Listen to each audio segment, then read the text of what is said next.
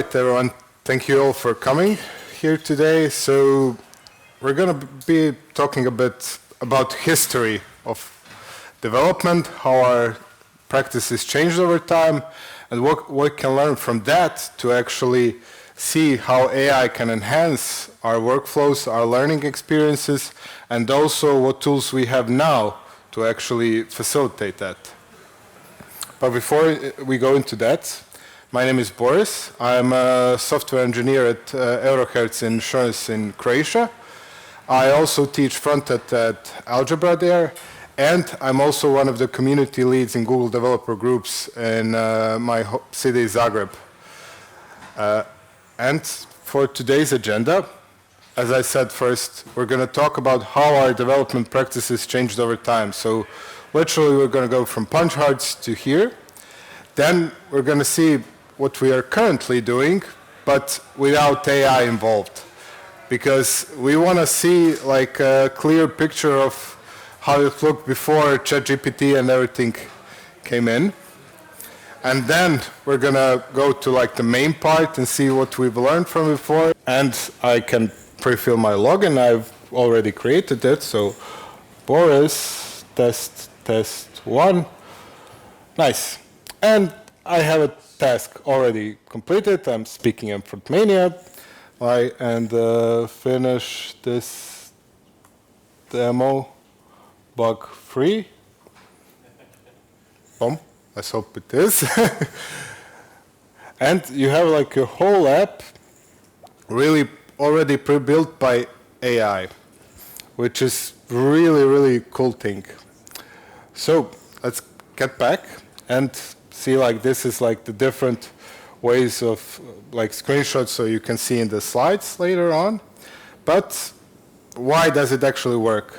As I said before, WASP is a DSL and it has like that centralized WASP config file which handles a lot of the things that could actually go wrong with our pages. And it's the main point is that it's very easy way to get yourself started so you can avoid a lot of boilerplate code, like things that we all do, but actually are repeatable steps. And can it replace devs? Of course not. Like if you give it extremely complex app, it's gonna create a lot of errors. You're gonna have to fix them yourself. So you still need a dev, even though you've generated something.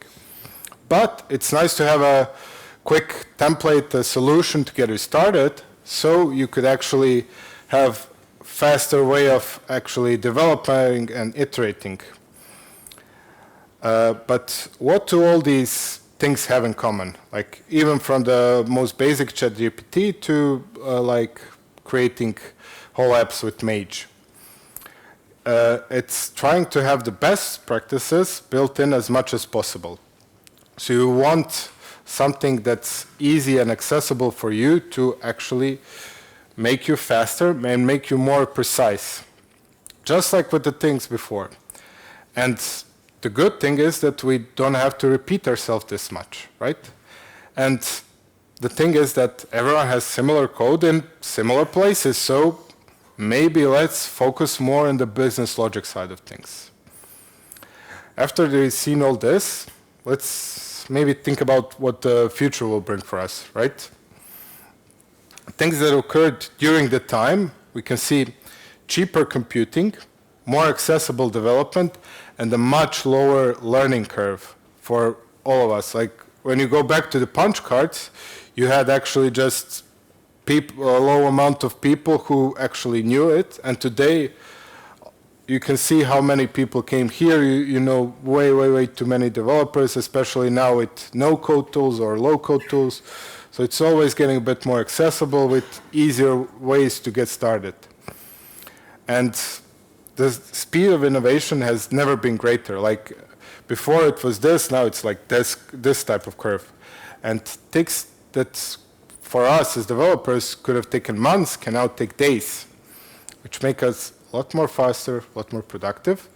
And, at least that's my opinion, that with more time, AI will mature into a necessary technology. For example, I can't really draw at all Like, I wouldn't be able to make a drawing nearly remotely like this, but AI has done it for me. So that's already like a cool little thing that it can do for me. And you can see, like, in these pictures, there are things that happened like for 50 years apart, like from the very first flight to the first flight in space, or like having those big room-sized computers before that were like size of this room, to having laptops like this that you can put in your bag and carry it out. It's really, really amazing how far we've gone. But there are also some things that we're going to lose. We're going to lose types of jobs. We're going to lose ways of working. We're going to lose our ways of thinking. But those are actually the same things that we'll gain. We teach new technologies. During the course of history, we see there are more new jobs, new ways of working, easier working, new ways of thinking. So let's conclude everything. So what will AI bring for us as developers? I think even the hardest skeptics in a while will actually use AI in some way or another. And they will augment us in a really, really nice way that makes a lot of things simpler.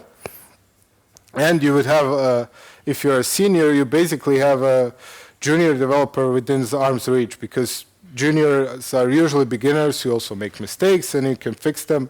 So it's kind of a similar route. And a more important thing is that it's going to be easier way to learn, easier way to share knowledge, and much less mental load for us. So we won't think that much about technologies. We're going to have a different outlook on our jobs. We might be focusing more on the business logic side of things.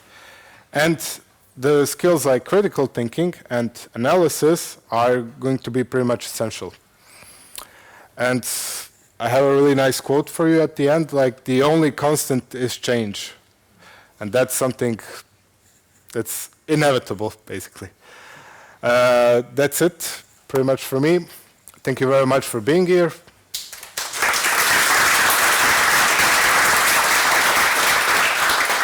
And you can go to this website to find my contacts or slides, whatever you need to know about me, so to make it a bit simpler. Okay. Do we have any questions if someone wants to ask?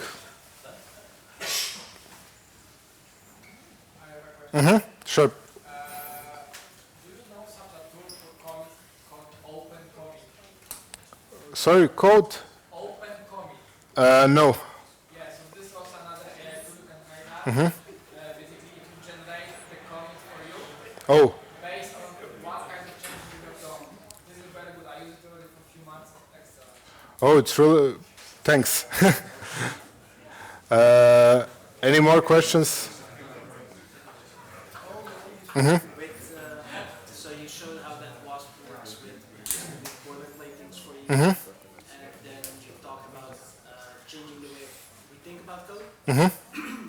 Something that often is seen now is that a lot of people don't know where these boilerplates came from, and they're used. Yes. You see this also happening with that with the AI.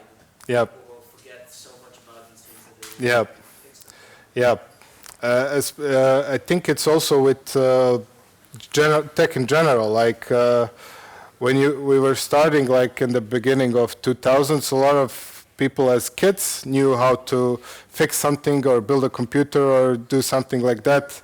And now people who are like 10, 12 years old don't necessarily have to do it themselves. Like when I was a kid, I had to tinker a lot, try to learn how networks work or something like that. And now people just have Wi-Fi. They don't care.